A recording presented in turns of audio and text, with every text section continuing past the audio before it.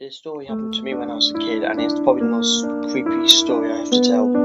I think I was about 9 or 10. When this happened, it was definitely my birthday, because we had the party at a nearby park.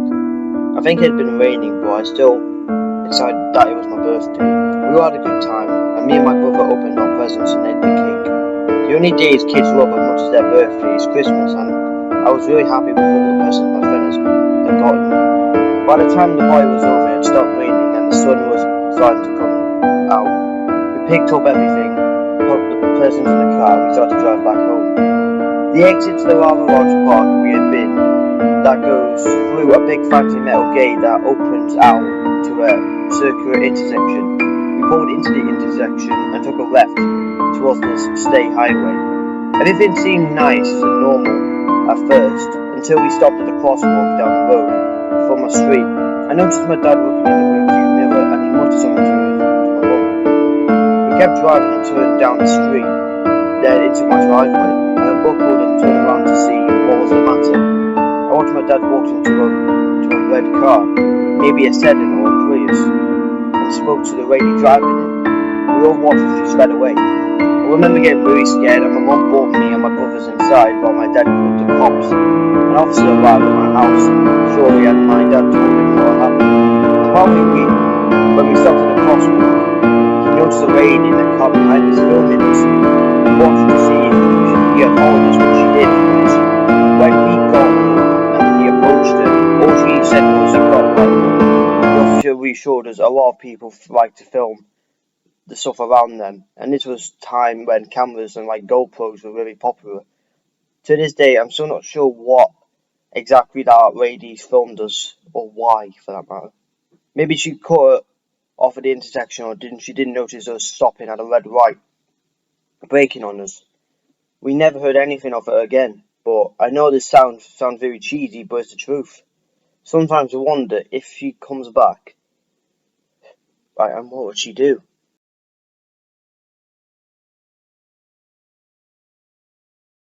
Okay, so this is a story about the strangest birthday I ever had.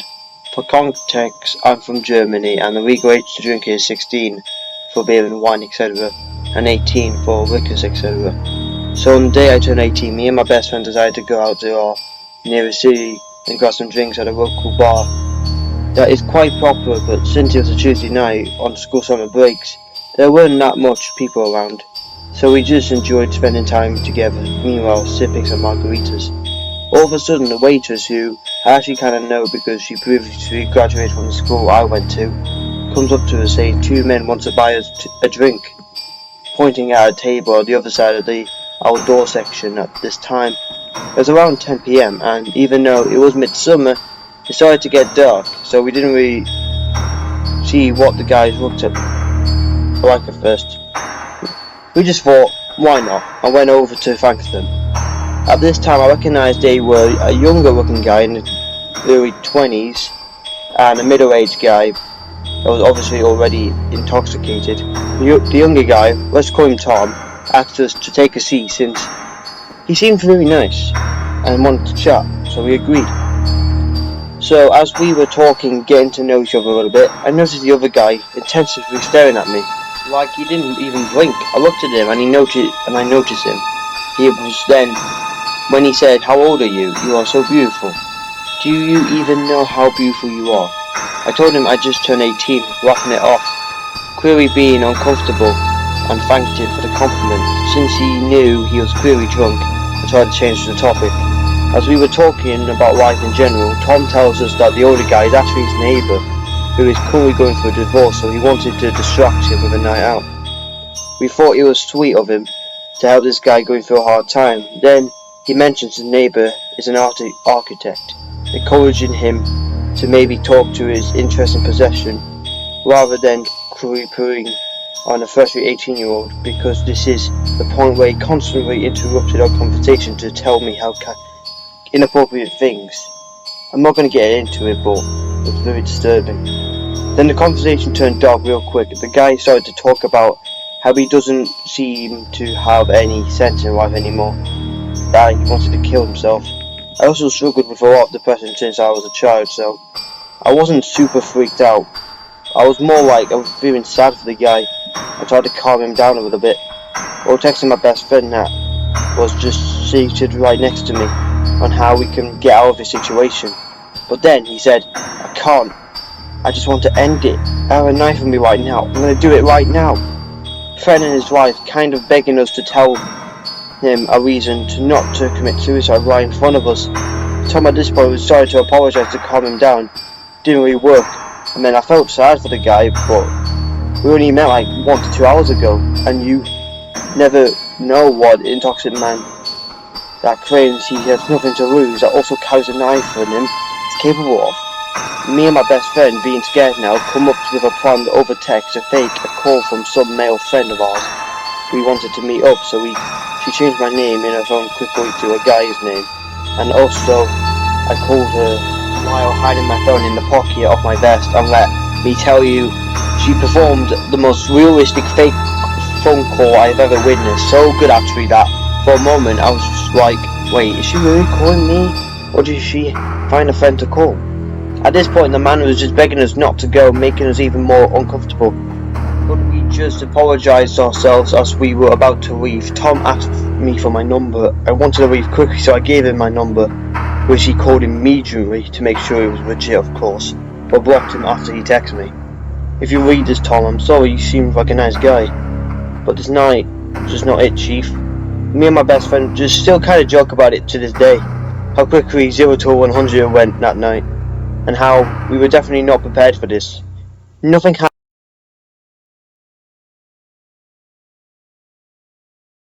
I think we must have been 11 or 12 when this happened, and this girl was having a sleepover for her birthday. She was part of our friend group, and we were excited as we had never been to this particular friend's house before. Her parents put an amazing effort into the party. There was a buffet, barbecue, cake, and even a crown. We were kind of embarrassed by the crown. We thought we were too old, and it was just awkward, but that was nothing compared to the dad's party games. First one to find the 50 pence. He hid 50 pence pieces around the house and we had to find them. Not only he was chasing us and hooting, like really screaming, like a hyperactive child. Like, again, we were embarrassed, but the birthday girl seemed to be having a good time, so we pretended to be in the spirit of things. Then there was a wish game. He wanted us to sit on his knee and tell him a wish. Now I'm really uncomfortable. And I can tell my friend is as well, but the birthday girl on her dad's knee telling him her wishes. Before we knew it, looking at my friend, patting his lap. At the time I thought my friend put in commendable effort not to look horrified, but looking back, there was no way in hell he could have thought she was uncomfortable sitting on his knee. She sits on his knee, mumbles a wish, then it's my turn. Fall with me because I thought I would get a pass being a boy, but no such luck. He's patting his knee, looking at me, so I sat on his lap, told him my wish. Nothing overly sinister happened, but the whole thing put me and my friends ill at ease. After that game, the cellar game, that's what he called it, I'm thinking, hell no, I'm not going into a cellar with this creepy old man, and I can tell my friend is almost panicking at the thought, but then the dad takes up a rug, and there's a trap door under it. It's leading to the cellar, and I'm thinking, well, that's not the coolest thing, so we go down into the cellar. And truth be told, it was pretty cool at first. The dad had a candle that was only the light with the door closed. It was a small concrete room, and we sat on the floor whilst the dad told us creepy stories. I got the feeling these weren't age-appropriate stories, and our parents wouldn't have been happy if they had been there, and that made it all more cooler. He's having a story, getting into the creepy reveal bit, and then the blows out the candle, and then we're plunged into absolute darkness. I'm laughing and shouting as the actual birthday girl and my friends are really laughing. She actually sounds panicked. We get out the cellar, and I'm saying how cool that was, but my friend looked really upset. Before bed, I managed to catch her alone and asked her where she was alright. She tells me that after the dad blew out the candle, he tickled her in the dark and kind of put his head into her neck. He's really frightened and makes me promise I'll stay awake with her in case the dad does something. My friend's asleep, so it's the birthday girl I'm and I'm really tired, but my friend made me promise, and the truth is I feel like a knight in shining armour. I must stay away and protect my friend, and lo and behold, I can hear someone coming up the stairs, slowly, like they're trying not to make a noise, and then the door opens, and the dad sticks in his head around the door. He stays like that for it seemed like ages, and at least 2 or 3 times just watching. He mustn't have noticed me because I'm not making an effort to pretend to be asleep. I'm just watching her, my friend. He then walks into the room and over to my friend. He just stands over her, watching her. I'm completely freaked out, and despite feeling like a knight in shining armour 10 minutes ago, I have no idea what to do. And now I could feel pins in my neck. I didn't realise I was holding my breath until I let go and made a noise, and this made the dad look my way. I remember his eyes going really wide, and then he sort of scurried really fast out of the room. My heart was tripping, hammering away, and I'm looking at my friend, wanting to wake her up. I didn't know, and at some point I must have fallen asleep because I woke up the next morning completely unharmed. When I look back on this experience, it wasn't the most creepiest experience I've read on like the internet and stuff, but for something to happen to like a very young kid, like I was at the time, it doesn't sit well with me very well.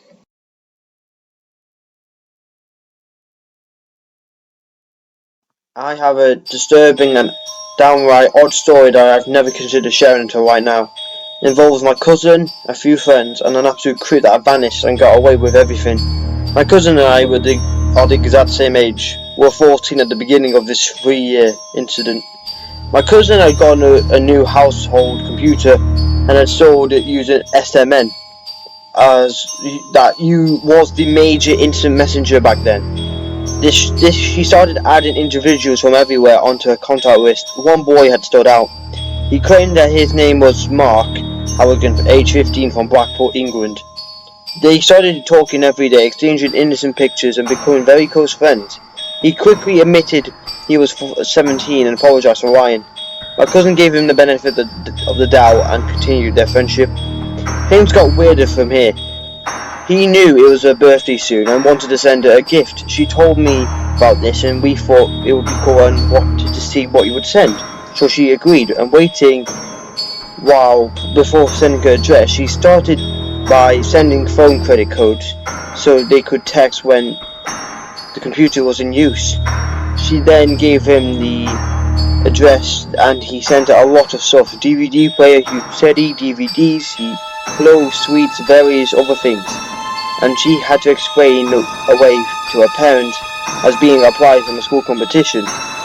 This went on for some time, while he still maintained he was 17 and added on that he made money from an under-21's football placement. Things escalated when he wanted to meet up with her, and she was taking her friend with her to be safe, and she was very excited while making arrangements. He planned to take the train to Scotland, but before the day before he was due to come up, he admitted he was 21, had a car and a job. She was 15 and thought he was appealing, and still went through with it. After under that night, she didn't tell me much, just said that she didn't want to talk to him again, or have anything to do with him. A few days later, I received a contact request from MSN. From Mark. I accepted. He told me how him and my cousin had stopped talking and wanted to know why. I didn't have answers for him. She just didn't want to speak to him again. We started to become very good friends. He was started to act the same with me, sending phone credits so that I could text him every day. I found him very funny and a nice person. I told my cousin that we had been talking. She asked me not to speak to him again and didn't tell me why. No explanation at all. That night I told Mark what my cousin asked me to do. He asked me to call me to sort things out. I agreed, and later that night we called. The voice on the other end of the phone was very odd, high-pitched and feminine sounding voice. We spoke and he explained that he had an accident and tore his vocal cords as a child. I felt bad and kept talking to him, assuming that was why I was no longer speak to him, and maybe that's what scared my cousin. Soon after, I got a call from my cousin who told me that a large package had been sent to her house, addressed to me. I went around her house to get it. We both opened it. It was band t-shirts, new Contraverse books, iPod, money. I couldn't believe it. I wasn't sending it back though. At that age, getting all this stuff was for free was amazing. I got home and called Mark to thank him for all the gifts. He was happy and I was happy, and we kept talking for a few hours. Lo and behold, he asked to come and up and visit. I agreed and told my best friend, and she was very wary and insisted going with me. The day he was meeting us, we had agreed on the location about 20 minutes from my house. We waited outside of a shop for him to arrive, already full of nerves and excitement. He was 10 minutes late, which magnified the feelings. Wall approached us at a very fast pace and came to an abrupt stop towards a blue VW Golf. He sat for 5 minutes before getting out of the car. We stood and knew something was wrong immediately. What got out of the car was terrifying. Two 15-year-olds expecting someone who we thought was a 21 handsome, tall and warm person. This actually happened. Nothing is exaggerated at all. He stepped out of the car and he stood around for 5 feet tall. He was in all denim. His face, honest to goodness, looked like like a burn victim's face. This man was in no way, shape or form to be 21. He was easily in his 50s or 60s, which we found our later date was true, and he was truly intimidating. We smiled, said hello, and he asked him to go on a walk. We took him towards my house. While walking to the destination, we whispered to each other and made a plan to run away from him. We exclaimed that we were going to pop to my friend's house to get a DVD to watch at my house. We decided to go my still best childhood friend of 23 years home, which was en route to my house. Both of us in tears, but hiding it, went to our friend's house and nearly collapsed in the doorway. We gave him a brief account of what happened and told him we need to get away from him. We were petrified. He told us to lock the door behind us, and we went into the back garden, climbed the fence and ran like effing wind between houses and back gardens to a heavily wooded area that we knew very well that led to my house. We must have stayed there for hours. We knew roughly how long it would take him to get back to his car and maybe drive around to look for us, so we had to keep away from roads, and we thought if we stayed put we would be safe, which we were. During this time we had calls from Mark coming through, but let them ring out. We made a dash to my house, where he called my cousin to ask her basically, what the hell? She got her dad to bring her around, and we talked it out. The four of us stayed at the house all night and didn't leave each other alone at all for at least a few days. We both got further texts and phone calls after this meetup, but we ignored them until he stopped. We were too scared to tell anyone, so we decided to keep it a secret. Cut to about 6 months later, my friend and I were going to Blackpool for a long weekend with her parents. About 2 days into the trip, I got a text saying that he saw me in Blackpool and confirmed this by describing a mint green summer top that I was wearing at the time. He told me that he knew where we were staying. I told him to keep away or I'd phone the police. He apologized and agreed. The next day I was approached by the lady that ran the bed and breakfast. She told me that I had an envelope. He had a written note that basically said not to phone the police and he would never call again, and included £500 for my friend and I, being stupid and not thinking we took the money, laughing, already spending it on our heads and never saying a word. We didn't hear anything from him again until about a year later. I received a picture message of a person lying in his wrist cutting, blaming my cousin and I for ruining his life, because we didn't want to be in contact anymore, and neither of us really cared about him at all. I contacted her and told her about the message. I went around to her house and we both decided to tell our dads, and he immediately contacted the police. They asked us for major evidence, but nothing came of it. I still don't know what happened to him. We've never seen anything of him again. But to this day, I look back on this experience to this day and I wonder if I could have done anything different.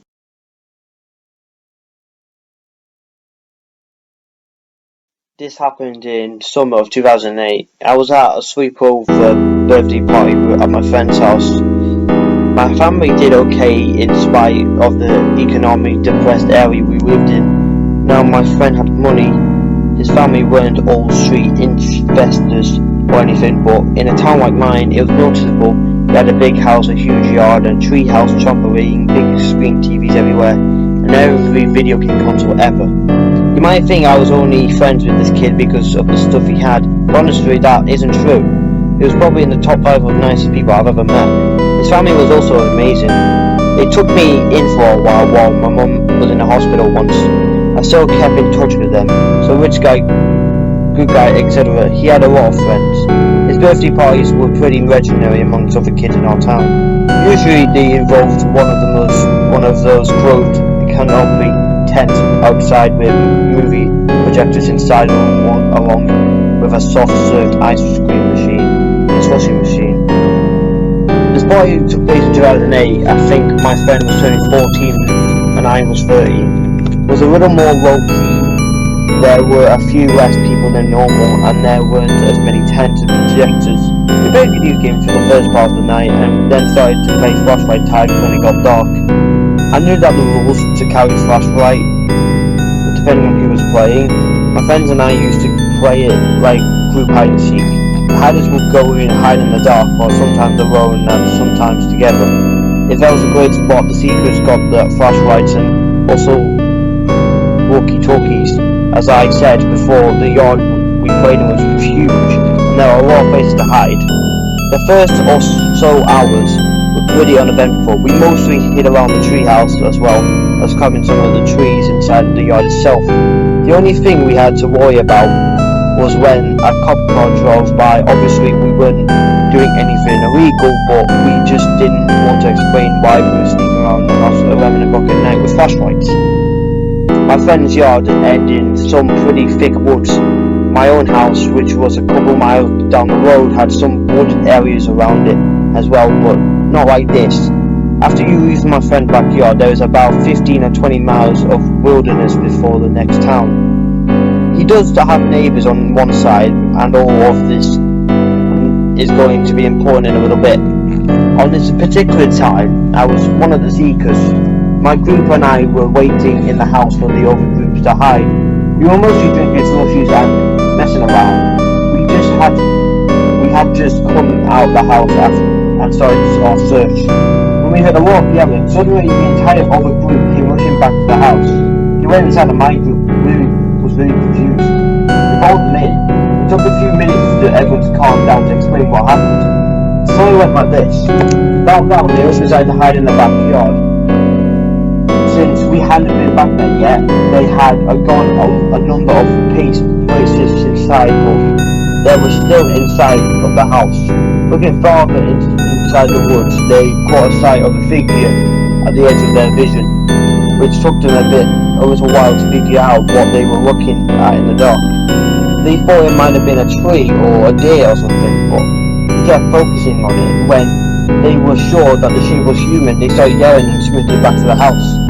When everyone was finally inside and mostly settled down, I was freaking out along with some other of my friends who was throwing at the party was skeptical. They were pretty sure that the other group was just trying to scare us. In fact, my friend was almost angry about it. He was going to march off into the woods to check the situation out himself.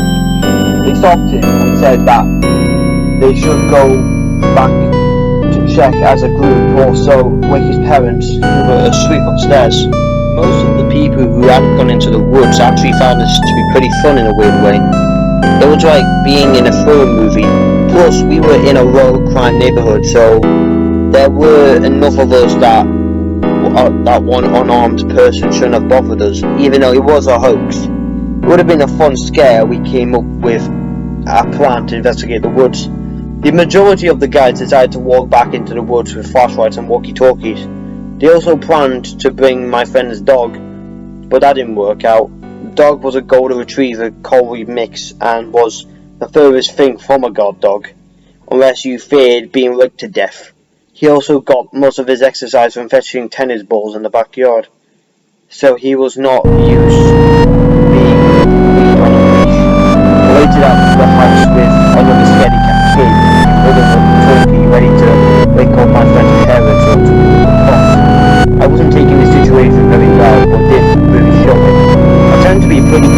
on the outside when I'm actually nervous and a wreck on the inside. I at least attempted to calm the other scaredy cat down. After a few minutes and some excitement chatter on the walkie-talkie, the investigators returned in a similar state as the original first group. There was a lot of shouting and it took a few minutes to get the story out of them. This is what happened. They had gone into the edge of the woods like the original first group did. It took a few minutes of searching since the figure had been spotted in the thicker brush that wasn't easy to reach. One of the kids had swung his flashlight around until he caught sight of something before yelling and running back to the house. Some of the other boys who had gotten the same glimpse inside the flashlight behaved similarly. They confirmed that they had seen a person. He was mostly obscured behind a small tree. The features that they could make out in that brief moment were of a male who was under the taller side and longish hair. One of the boys who had seen him through, he might be wearing some white flannel. Apparently, he had made no move to approach them, and he had just cocked his head out of a little stair and looked down behind that tree. It was at this point my friend's mum finally came downstairs after all the commotion. We explained the situation to her afterwards. She locked all the doors and told us to stay inside and tell her if we saw anything else. She explained that the part of the woods we were going into was probably not that around anyway. It was just the closest house to it. Needless to say, I did not sleep very well that night. We were situated on air mattresses in my friend's game room. The really frightening kid actually took to sleeping underneath one. Just before sunrise, I finally drifted off a few hours later. When I woke up, everyone else was awake and eating pancakes on the patio. My friend's mum was with them. She had checked the woods that morning and had not seen anything amiss. We were all on edge a little, and things went back to normal. When my parents came to pick me up, I was reminded of the fact that I only lived 2 miles from my friend's house. It was a walk that took 10 minutes or less, even at home. I struggled to sleep for a while. I just kept thinking of how easy it would be for that man to find my yard. Fast forward a couple of weeks later, and I'm playing a video game with my friends at my friend's house again. I bring up the subject, and he was very dismissive of it. It was strange, but he was pretty sure with me. It was like he wanted me to drop it. None of his behaviour fit his normal personality at all. He did come up with a short explanation, though. Apparently one of his neighbours had a son a few years older than us. He was tall, with long hair. My friend explained that he could be a jerk, or was pretty weird. The way he said weird may have indicated some mental condition. My friend's explanation was that this kid was seen us praying and hid in the woods to scare us. That did make me feel a bit better at first. It did seem reasonable on the surface, but there's a good chance that's what actually happened. However, there were a few things that don't sit right with me. In my experience, when someone is trying to scare you, there's a ha got you moment at the end, like most people want to reveal that the whole thing was good-natured, or they just want to show you how dumb you look over nothing. Back when we had our sleepovers in tents, one of my friend's older brothers would rustle the outside before popping in to see if we had scared us. Both of the brothers had moved out of the house by the night of the incident. This person in the woods did nothing like that. He may have just been trying to scare us and went all in on the whole thing, whether in his own pleasure, knowing he had scarred us for life, or if this kid really did have problems. Maybe he just didn't understand how pranks typically went. That was the last time I had to sleep over at my friend's house. That wasn't really because of the incident, but because we were entering high school and overnight parties started meaning something else entirely. My friend's explanation does seem plausible, but that makes a creepy story of his own. The alternatives are making me even more frightening. I don't even want to think about what that guy's go stalk teenagers in the woods in the middle of the night. So whoever you were, a creepy neighbour or creepy mystery person, let's not meet again.